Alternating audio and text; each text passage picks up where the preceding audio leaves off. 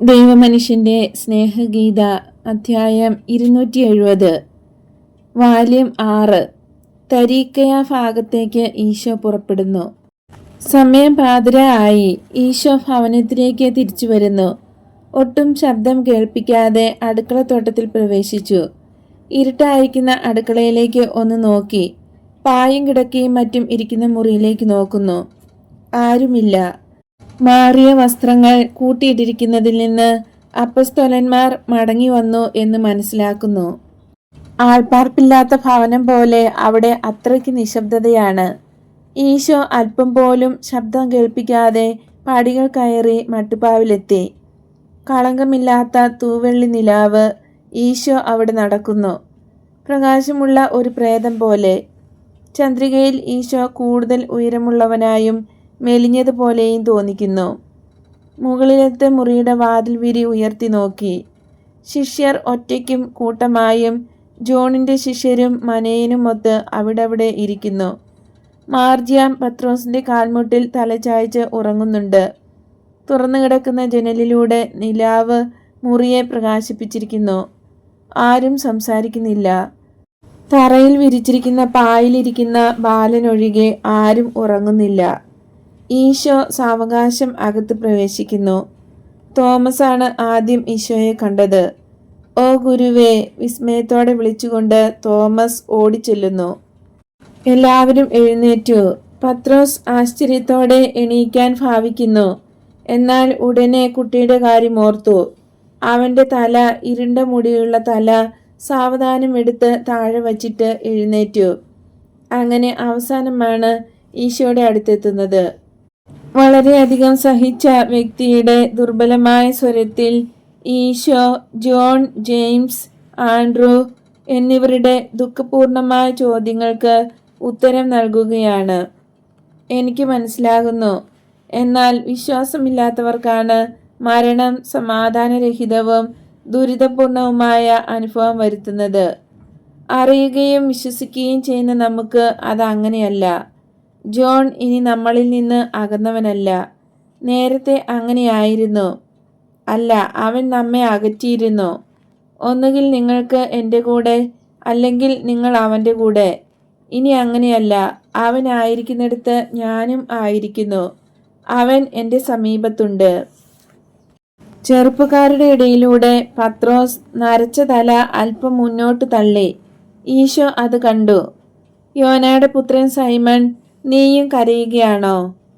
പതിവിലേറെ പതറിയ സ്വരത്തിൽ പത്രോസ് മറുപടി പറയുന്നു. "അതെ കർത്താവേ, ഞാനും ജോണിൻ്റെ ശിഷ്യരിൽ ഒരുവനായിരുന്നു. എന്നിട്ട് കഴിഞ്ഞ സാബത്ത് പ്രീശരുടെ സാന്നിധ്യം കൊണ്ട് കയ്പുള്ളതാക്കുമെന്ന് പരാതിപ്പെട്ട് ഞാൻ എന്തു പറയും?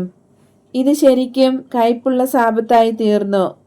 സാബത്ത് കൂടുതൽ മധുരമുള്ളതാക്കണമെന്ന് കരുതിയാണ് ഞാൻ ബാലനെയും കൂട്ടിയത്.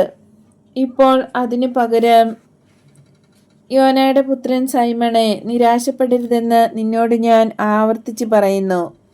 ജോൺ നഷ്ടപ്പെട്ടിട്ടില്ല. കൂടാതെ നമുക്ക് നല്ല 3 ശിഷ്യരെ കിട്ടിയിട്ടുമുണ്ട്. ബാലൻ എവിടെ?" "ഗുരുവേ, അവൻ ഇവിടെയുണ്ട്, ഉറക്കമാണ്." ശാന്തമായി ഉറങ്ങുന്ന അവൻ്റെ സമീപം നിന്നുകൊണ്ട് ഈശോ പറയുന്നു, "അവൻ ഉറങ്ങിക്കൊള്ളട്ടെ. നിങ്ങൾ അത്താഴം കഴിച്ചോ?" "ഇല്ല ഗുരുവേ, ഞങ്ങൾ നിന്നെ കാത്തിരിക്കുകയായിരുന്നു. നീ വരാൻ താമസിച്ചതുകൊണ്ട് ഞങ്ങൾ വിഷമിച്ചു. എവിടെ അന്വേഷിക്കണമെന്ന് ഞങ്ങൾക്ക് അറിഞ്ഞുകൂടാതിരുന്നതുകൊണ്ട് നീയും ഞങ്ങൾക്ക് നഷ്ടപ്പെട്ടോ എന്ന് ഭയന്നു. നമ്മൾ ഒരുമിച്ചായിരിക്കുന്ന സമയം ഇനിയും ധാരാളമുണ്ട്. കൊള്ളാം, അത്താഴം ഒരുക്കുക. കാരണം അത് കഴിഞ്ഞ് നമുക്ക് മറ്റൊരു സ്ഥലം വരെ പോകണം.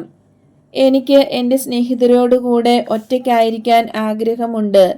നാളെ നമ്മൾ ഇവിടെയുണ്ടെങ്കിൽ ആളുകൾ വന്ന് ചുറ്റും കൂടും. എനിക്ക് അവരോട് ഒത്തുപോകുവാൻ പറ്റില്ലെന്ന് ഞാൻ സത്യം ചെയ്ത് പറയുന്നു, പ്രത്യേകിച്ച് ഫരിസേയ മനോഭാവമുള്ള ആ സർപ്പങ്ങളോട്. സിനഗോഗിൽ വച്ച് നമ്മെ പരിഹസിച്ച് ഒരു പുഞ്ചിരിയെങ്കിലും പുറത്തു വന്നാൽ അത് ഏറ്റവും നിർഭാഗ്യകരമായിരിക്കും. സൈമൺ, വിഷമിക്കാതെ, നല്ലവനായിരിക്കൂ. ഞാനും അതേപ്പറ്റി ചിന്തിച്ചു. അതിനാലാണ് നിങ്ങളെയും കൂടെ കൊണ്ടുപോകുവാൻ ഞാൻ ഇവിടെ വന്നത്." മേശയുടെ രണ്ടറ്റത്തും കത്തിച്ചു വച്ചിട്ടുള്ള വിളക്കുകളുടെ പ്രകാശത്തിൽ അവരുടെ മുഖത്തെ ഭാവവ്യത്യാസങ്ങൾ ശരിക്കും കാണാം. മാർജാം ഉറക്കത്തിൽ പുഞ്ചിരിക്കുന്നു. ഈശോ മാത്രം അക്ഷോഭ്യനായി മഹിമയുള്ളവനായി കാണപ്പെടുന്നു. ബാലൻ നേരത്തെ ഭക്ഷണം കഴിച്ചു. എങ്കിൽ അവൻ ഉറങ്ങിക്കൊള്ളട്ടെ, ഈശോ പറയുന്നു. ദരിദ്രമായ അവരുടെ ഭക്ഷണം ഈശോ പകുത്ത് ഓരോരുത്തർക്കും കൊടുക്കുന്നു. വിശപ്പ് തീരെ ഇല്ലാതെയാണ് എല്ലാവരും അത് കഴിക്കുന്നത്. അത്താഴം വേഗം കഴിഞ്ഞു.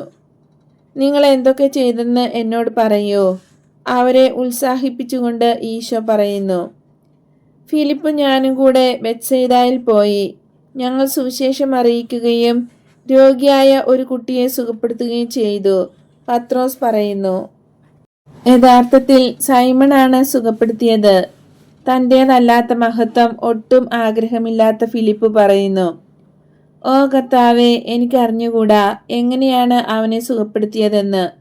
ഞാൻ എൻ്റെ മുഴു ഹൃദയത്തോടെ ശക്തിയായി പ്രാർത്ഥിച്ചു. കാരണം എനിക്ക് ആ രോഗിയായ കുട്ടിയോട് സഹതാപം തോന്നി. അവനെ ഞാൻ തൈലം പൂശി എൻ്റെ പരിപരുത്ത കൈകൊണ്ട് തടവി. അവൻ സുഖപ്പെട്ടു. അവൻ കണ്ണു തുറക്കുന്നത് കണ്ടപ്പോൾ, അതായത് അവൻ ജീവിച്ചു എന്ന് കണ്ടപ്പോൾ ഞാൻ ഭയപ്പെട്ടു പോയി. ഈശോ ഒന്നും അറിയാതെ ഒരു കൈ പത്രോസിന്റെ തലയിൽ വയ്ക്കുന്നു. ജോൺ ഒരു പിശാചിനെ ഒഴിപ്പിച്ചുകൊണ്ട് ജനങ്ങളെ അത്ഭുത സ്തബ്ധരാക്കി.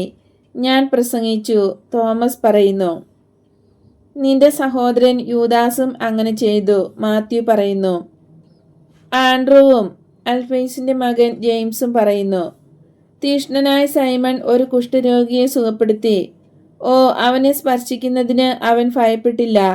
എന്നിട്ട് അവൻ എന്നോട് പറഞ്ഞു, ഭയപ്പെടേണ്ട, ദൈവാനുഗ്രഹത്താൽ യാതൊരു ശാരീരിക രോഗവും നമ്മെ ബാധിക്കുകയില്ല. ബർത്തലോമിയോ പറയുന്നു. നീ പറഞ്ഞത് ശരിയാണ് സൈമൺ. ഇനി നിങ്ങളുടെ രണ്ടുപേരുടെയും കാര്യം. അല്പം ദൂരെ നിൽക്കുന്ന സെബദിയുടെ പുത്രൻ ജെയിംസിനോടും കറിയോത്തായോടും ഈശോ ചോദിക്കുന്നു. ജെയിംസ് ജോണിന്റെ 3 ശിഷ്യരോട് സംസാരിച്ചു കൊണ്ടിരിക്കുകയായിരുന്നു. യൂദാസ് ഒറ്റയ്ക്ക് മുഖം വീർപ്പിച്ച് മാറി നിൽക്കുകയും. ഓ, ഞാൻ ഒന്നും ചെയ്തില്ല. എന്നാൽ യൂദാസ് 3 അത്ഭുതങ്ങൾ ചെയ്തു. ഒരു അന്ധൻ, തളർവാദ രോഗി, പിശാചി ബാധിതൻ, ഇങ്ങനെ 3 പേരെ സുഖമാക്കി. പിശാചി ബാധിതൻ ഒരു ഭ്രാന്തനെ പോലെ ആയിരുന്നെന്നാണ് ആൾക്കാർ പറഞ്ഞത്. ദൈവം നിനക്ക് ഇത്രയധികം സഹായം ചെയ്തിട്ട് എന്തിന് നീണ്ട മുഖവുമായിട്ടിരിക്കുന്നു? പത്രോസ് ചോദിച്ചു. എളിമയുള്ളവനാകാൻ എനിക്കും കഴിയും. കറിയോത്തായുടെ മറുപടി. ഞങ്ങൾ ഒരു പ്രീശന്റെ അതിഥികളായി. എനിക്ക് ആകെ പ്രയാസമായിരുന്നു.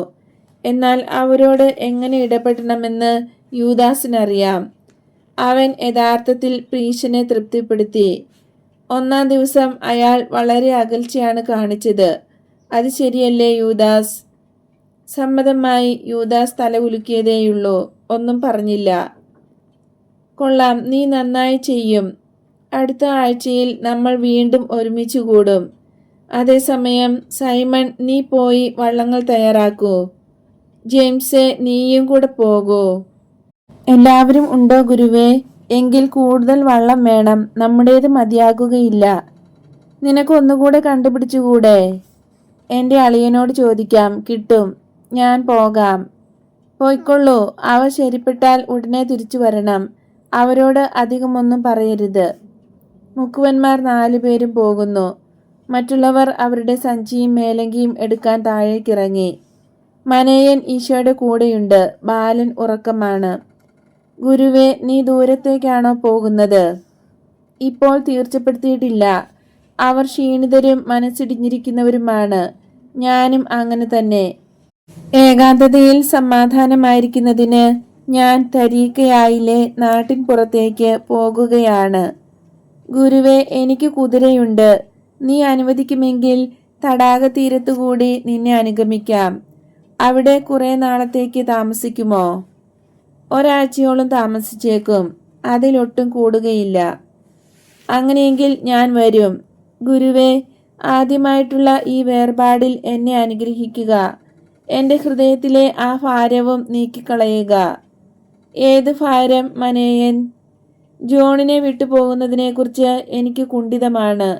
ഒരു പക്ഷേ ഞാൻ അവിടെ ഉണ്ടായിരുന്നെങ്കിൽ. ഇല്ല, അത് അവൻ്റെ സമയമായിരുന്നു. നീ എൻ്റെ അടുത്ത് വന്നത് കാണാനിടയായതിൽ അവന് വളരെ സംതൃപ്തിയുമായി. ആ ചിന്ത നിന്നെ അസ്വസ്ഥനാക്കാതിരിക്കട്ടെ. നിനക്ക് ഒറ്റ ഭാരമേയുള്ളൂ, മനുഷ്യൻ എന്ന നിലയ്ക്കുള്ള ആവേശം. അത് വേഗത്തിലും വേണ്ട വിധത്തിലും ദൂരെ കളയോ. മനേയൻ ആധ്യാത്മിക മനുഷ്യനായി തീരുക. നിനക്ക് അത് സാധിക്കും. നിനക്ക് അതിനുള്ള കഴിവുണ്ട്. എൻ്റെ സമാധാനം നിന്നോടുകൂടി ഉണ്ടായിരിക്കട്ടെ. മനേയൻ, നമുക്ക് താമസിയാതെ യൂദായിൽ വച്ച് വീണ്ടും കാണാം. മനേയൻ മുട്ടുകുത്തി. ഈശോ അവനെ അനുഗ്രഹിച്ചു. പിന്നെ എഴുന്നേൽപ്പിച്ച് ചുംബിച്ചു. അപ്പൊസ്തലന്മാരും ജോണിന്റെ ശിഷ്യരും തിരിച്ചു വന്നു. പരസ്പരം അഭിവാദ്യം ചെയ്തു. മുക്കുവന്മാരാണ് ഒടുവിൽ വന്നത്. ഗുരുവേ, ഞങ്ങൾ തയ്യാറായി, നമുക്ക് പോകാം. നന്നായിരിക്കുന്നു. മനേയനോട് യാത്ര പറയുക. നാളെ വൈകുന്നേരം വരെ അവൻ ഇവിടെ ഉണ്ടായിരിക്കും. കുറെ ഭക്ഷണ സാധനങ്ങളും വെള്ളവും എടുത്തുകൊള്ളൂ. നമുക്ക് പോകാം. അധികം ശബ്ദമുണ്ടാക്കരുത്. മാർജാമിനെ ഉണർത്താൻ പത്രോസ് കുനിയുന്നു. വേണ്ട, അവനെ ഉണർത്തിയാൽ അവൻ കരയും. ഞാൻ അവനെ എടുത്തുകൊള്ളാം. ഇങ്ങനെ പറഞ്ഞുകൊണ്ട് ഈശോ അവനെ എടുത്തു. ആദ്യം അവനൊന്ന് ഞരങ്ങിയെങ്കിലും ഈശോയുടെ കരങ്ങളിൽ സുഖമായി ഉറക്കം പിടിച്ചു. വിളക്ക് കിടത്തി കതകടച്ച് അവരെല്ലാം പുറത്തിറങ്ങി. താഴെ ഇറങ്ങി ഉമ്മറപ്പടി കടന്നു കഴിഞ്ഞ് മനേയനോട് വീണ്ടും യാത്ര പറയുന്നു. പിന്നെ ഒറ്റ വരിയായി ശബ്ദമുണ്ടാക്കാതെ നടന്ന് തടാക തീരത്തേക്ക് പോകുകയാണ്. അത്യുച്ചയിലായിരിക്കുന്ന ചന്ദ്രന്റെ കീഴിൽ തടാകം ഒരു വലിയ കണ്ണാടി പോലെയുണ്ട്. വള്ളത്തിന്റെ അണിയത്തുള്ള 3 ചെറിയ വിളക്കുകൾ ചുവന്ന പൊട്ടുകൾ പോലെ തടാകത്തിൽ പ്രതിഫലിച്ചു കാണാം. അവർ വള്ളത്തിൽ കയറി. മുക്കുവരാണ് അവസാനം കയറിയത്. പത്രോസും ഒരു വള്ളക്കാരനും ഈശോ കയറിയ വഞ്ചിയിലാണ്. ജോണും ആൻഡ്രുവും രണ്ടാമത്തെ വള്ളത്തിൽ, ജെയിംസും ഒരു വള്ളക്കാരനും മൂന്നാമത്തേതിൽ. ഗുരുവേ, എങ്ങോട്ടാണ് നമ്മൾ പോകുന്നത്? പത്രോസ് ചോദിക്കുന്നു. തരീക്കയായിലേക്ക്. ഗദ്രായക്കാരുടെ ഇടയിലെ അത്ഭുതം കഴിഞ്ഞ് നമ്മൾ പോയ സ്ഥലത്ത്. ഇപ്പോൾ ചെളിയൊന്നും കാണുകയില്ല. അവിടെ നല്ല പ്രശാന്തതയുണ്ടാകും. പത്രോസിന്റെ വഞ്ചി മുന്നിൽ പോയി. മറ്റുള്ളവർ രണ്ടും അവനെ അനുഗമിച്ചു. അവൻ തുറസായ തടാകത്തിലായി. കഫർനാം കാഴ്ചയിൽ നിന്ന് മറഞ്ഞു. കാര്യങ്ങളെല്ലാം നേരെയായിട്ടുണ്ട്. പത്രോസ് തുഴയോട് സംസാരിക്കുന്നത് പോലെ പറയുന്നു. എനിക്ക് സന്തോഷമായി. അവർ നമ്മെ അന്വേഷിക്കുകയായിരിക്കും, പക്ഷേ കാണുകയില്ല. നിനക്ക് നന്ദി. സൈമൺ, നീ ആരോടാ സംസാരിക്കുന്നത്? ബർത്തലോമ്യോ വിളിച്ചു ചോദിക്കുന്നു. എൻ്റെ വഞ്ചിയോട്. ഒരു മുക്കുവന് വഞ്ചി മണവാട്ടിയെപ്പോലെയാണെന്ന് നിനക്കറിഞ്ഞുകൂടെ? ഞാൻ എത്രയധികം അവളോട് സംസാരിച്ചിട്ടുണ്ട്. പോർഫീറിയായോട് സംസാരിച്ചതിൽ കൂടുതൽ, ഗുരുവേ. കുട്ടിയെ നന്നായി പുതപ്പിച്ചിട്ടുണ്ടോ? രാത്രിയിൽ തടാകത്തിൽ ഈർപ്പമുണ്ട്. ഉണ്ട്, അവനെ പുതപ്പിച്ചിട്ടുണ്ട്. സൈമൺ, ശ്രദ്ധിക്കൂ, എനിക്ക് നിന്നോട് സംസാരിക്കാനുണ്ട്. ഇങ്ങു വരൂ. പത്രോസ് തുഴ വള്ളക്കാരൻ്റെ കയ്യിൽ കൊടുത്ത ശേഷം ഈശോയുടെ അടുത്ത് ചെന്നു. ഞാൻ തരീക്കുക എന്ന് പറഞ്ഞെങ്കിലും മനേയന് ഒരിക്കൽ കൂടെ യാത്രാമംഗളം നേരുന്നതിനായി നമുക്ക് സാബത്ത് കഴിഞ്ഞ് അങ്ങോട്ട് പോകാം. നമുക്ക് അതുവരെ സമാധാനമായിരിക്കാൻ അതിനടുത്ത് ഒരു സ്ഥലം കണ്ടുപിടിച്ചുകൂടെ? ഓ ഗുരുവേ, നമുക്ക് സമാധാനം. ബോട്ടുകൾക്കും സമാധാനമോ? വഞ്ചികളിടാൻ ഒന്നുകിൽ തരീക്കായിലേക്ക് അല്ലെങ്കിൽ അങ്ങേക്കരയിലുള്ള ഏതെങ്കിലും തുറമുഖത്തേക്ക് പോകണം. നമുക്ക് ജോർദാൻ അക്കരെയുള്ള വനത്തിലേക്ക് പോയാൽ മതി. അവിടെ കാട്ടുമൃഗങ്ങൾ മാത്രമേ കാണുകയുള്ളൂ. ഒരുപക്ഷെ വല സൂക്ഷിക്കുന്ന ഒറ്റപ്പെട്ട ഒരു മുക്കുവനെയും കണ്ടെന്നിരിക്കും. വഞ്ചി തരീക്കയായിലിടാം. പുലർച്ചയ്ക്ക് നമുക്ക് അവിടെ എത്താം. ചപ്പാത്ത് നീന്തിക്കടന്ന് പെട്ടെന്ന് ചെല്ലാം. ഇക്കാലത്ത് ചപ്പാത്തിൽ വെള്ളം കുറവായിരിക്കും.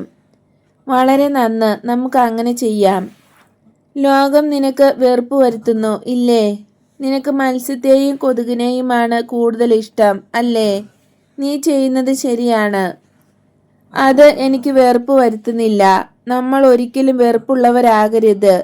എന്നാൽ നിങ്ങൾ ഒരു ഇടർച്ചയ്ക്ക് ഇടം കൊടുക്കാൻ അവസരമുണ്ടാക്കരുത് എന്നും സാപത്തിൽ നിങ്ങളിലാണ് ആശ്വാസം ഞാൻ കണ്ടെത്തേണ്ടതെന്നും വിചാരിച്ചു. എൻ്റെ ഗുരുവേ, പത്രോസ് ഈശോയുടെ നെറുകയിൽ ചുംബിക്കുകയും സ്വന്തം താടിമീശയിലേക്ക് ഉരുണ്ടിറങ്ങിയ ഒരു വലിയ തുള്ളി കണ്ണീർ തുടച്ചു കളയുകയും ചെയ്യുന്നു. വള്ളം തെക്കോട്ടാണ് പോകുന്നത്. പത്രോസ് ചുക്കാൻ പിടിക്കാനെത്തി. ചന്ദ്രൻ ഒരു കുന്നുകൊണ്ട് മറഞ്ഞു. നിലാവ് കുറവായി. എങ്കിലും ആകാശത്ത് വെണ്മയുണ്ട്, കിഴക്കേ തീരത്തെ തടാകം പോലെ. ബാക്കിയുള്ള ഭാഗം മുഴുവൻ നീലിമ കലർന്ന് കടും ചെമപ്പ്. തലയ്ക്കലെ വിളക്കിന്റെ വെട്ടം ഒന്നും വ്യക്തമാക്കുന്നില്ല.